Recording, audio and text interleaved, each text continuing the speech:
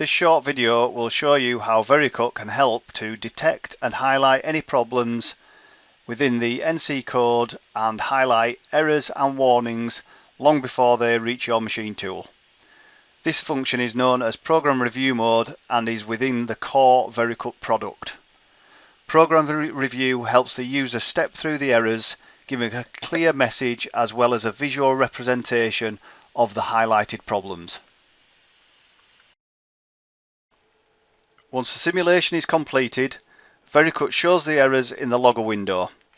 Each error can then be toggled through and Vericut gives a clear description of the issues at hand. It also gives a graphical representation and links it to the specific line of code within the NC program, where action can be taken to rectify the errors.